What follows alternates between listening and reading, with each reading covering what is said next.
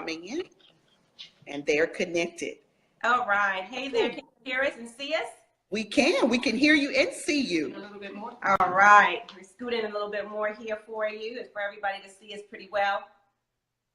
So because you are doing the talking, I am going to simply let you start off with some incredible energy, because I know y'all got it. You look incredible tonight. I love the background.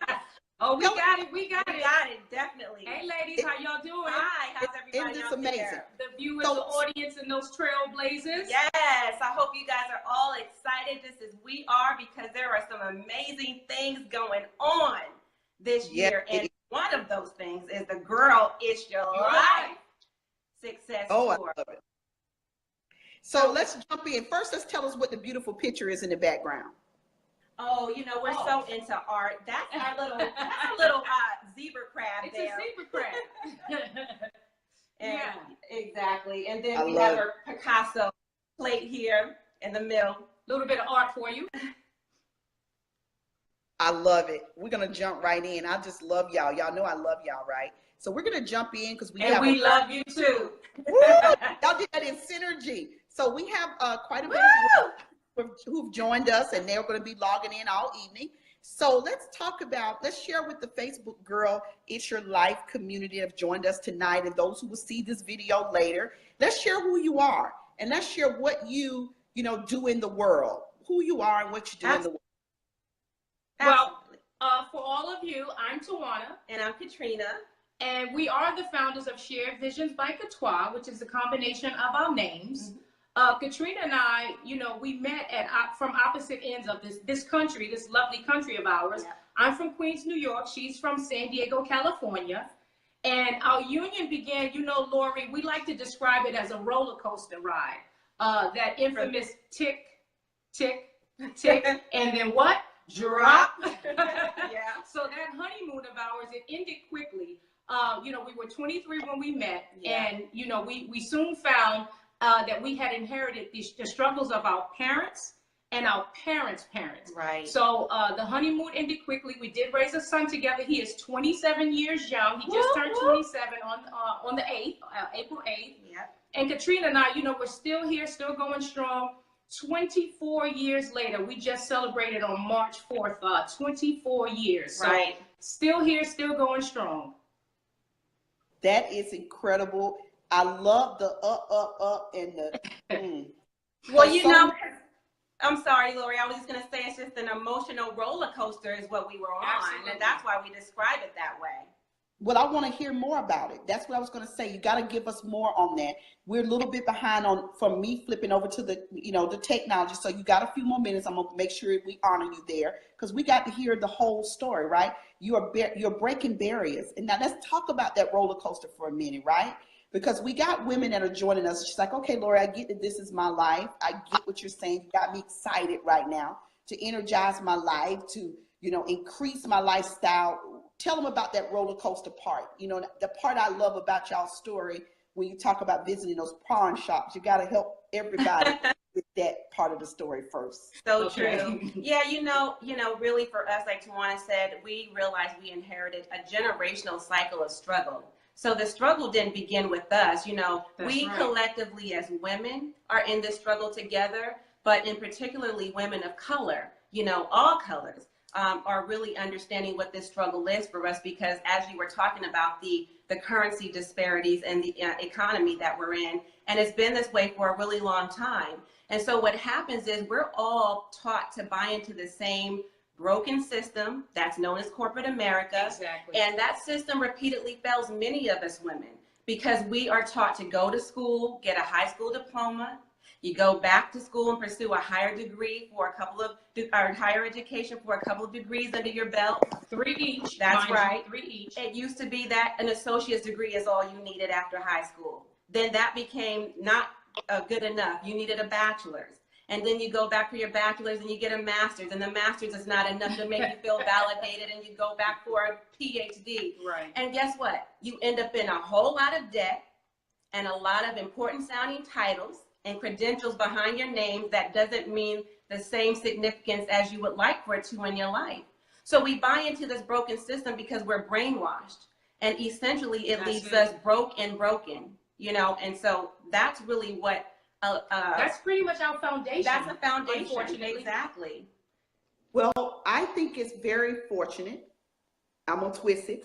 I think it was very necessary, because if it wasn't, you wouldn't be the breaking barrier, reshaping experts that you are. Definitely. So true. Right? And so what I know about you both, and why we said yes to collaborate in this way, is that you bring barrier breaking ideas. You stay in study. You stay showing up. You stay putting it on the line. You stay committed to being a leader. Can we briefly, before we share how we're going to help her energize her life with the work that you do, share how do you stay in mission, commitment to your mission, with all the stuff that goes on that tries to really stop women, particularly around that broken system that you talked about? For Katrina and I, the one thing we both advocate for is staying in action. Absolutely. And with that said, you know, if you going through, like she said, the ups and downs, the highs and the lows, it has its pros and its cons every day. Work-life balance, you have the family demands, you have your career demands, you have your personal demands where you have to take time for yourself. So, throughout those ups and downs, you have to realize that it's going to be that day that you truly feel like, this is it, I'm done, I'm quitting, I cannot take it. No one understands, there's no support system. People feel like you're losing your mind for following your dream. But it was that day and that door that was about to open, and where were you? Walking away. Right before the miracle was about to happen. Walking away. You had just given up, and that was the door. That was the door. So we have to stay in action. You have to stay in action. It is imperative that you do. And so do we get that it's really our life and our responsibility to stay in action? Because it's hard. Katrina, Tawana, it's hard. It is. We women, as a whole, we women don't know how to do that. Well, how do we know how to do it for others? And when we need to be more committed to ourselves than we are for other people. That's right. That really is why our mission is as big as it is as career transition coaches. True. Is because we really want to reach back to those women who've been in the position that we were once in. Many women are in these careers that they feel stuck in. They're miserable going back to that corporate grind, staying in their 9-to-5, deferring their dreams and working their business as side hustles.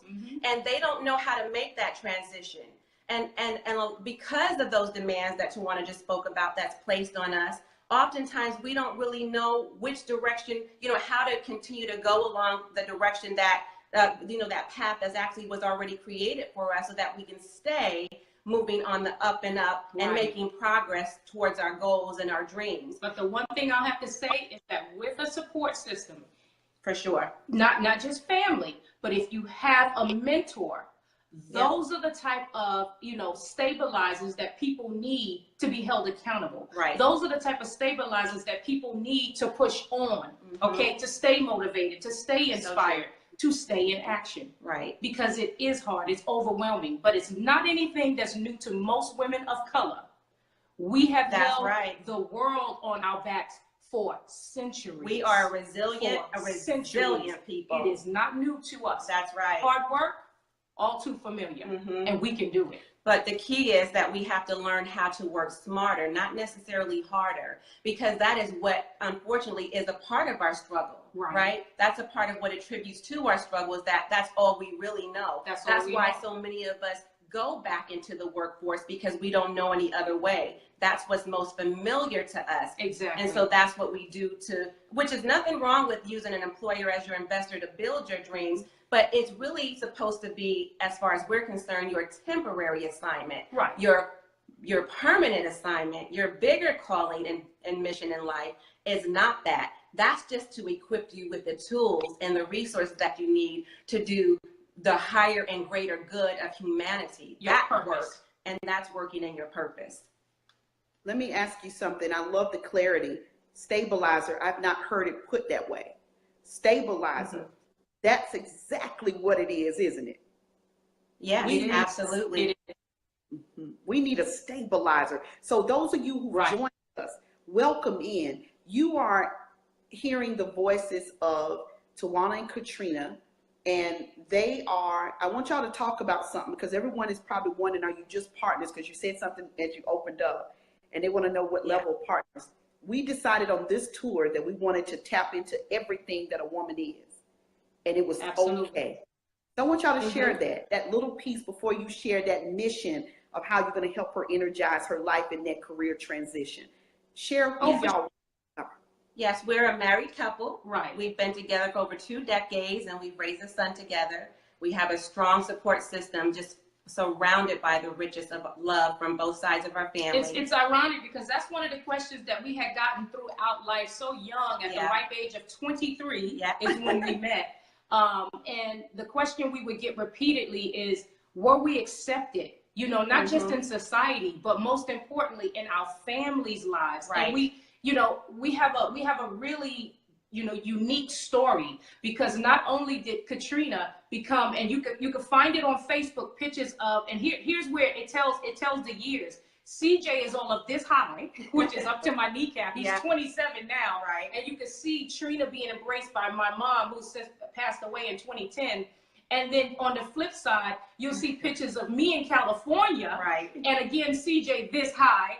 And you'll see me being embraced by Katrina's mother. And both of them considered us their daughters. Exactly. So the love was there. The foundation was set from the beginning. Love. Family said, as long as Tawana loves you, we love you. Right. As long as Katrina loves you, we love you. True. You all are family. It was from the beginning. Right. And that's something that created our union. When I say at a strength and a level that is unbelievable, it was literally amazing. Right. Because I'm about to be raw, because this is what Girls Your Life was about. So That's it takes to change. So every barrier breaker, every woman who's broke barriers, every woman who's reshaped her life, she's had a hurdle that she's had to overcome. Does being a same-sex marriage impede that? Does going out in the world and still fighting for what all of us as women having to fight for, our life? They've been trying to take our life. They've been those forces in the world that just don't know how to respect women. How does that play a part in how you've had to make that decision now, using the fact you're a same-sex married couple, you had to go out in the world, beyond the family love, beyond the safety, build a business? How does that look? Did you have to really say, it is our life, we stand toe-to-toe with our choice? Absolutely. And against all odds, Lori, one of the things that was, because there's a lot of integral parts, moving parts and pieces to all of this, but for us, one of the things that was said many years ago and throughout our years together was that, how can 2 women raise a son? Well, very well, thank you. And we did a damn good job, He seems incredible young man. He does. Yes, he is. He is a very successful young man.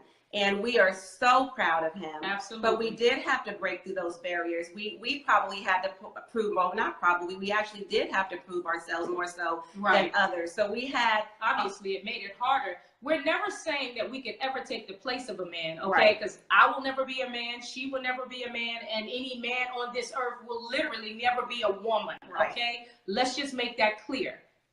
It'll never be. However, However, yes, we did raise him. God had to step in and take care of things that we couldn't take care of course. Family, there was uncles, there was aunts, there was grandfathers and grandmothers.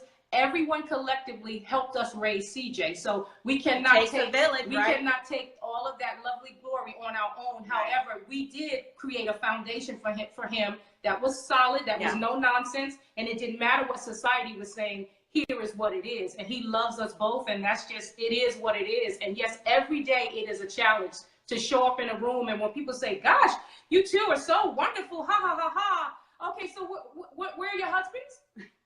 No. No.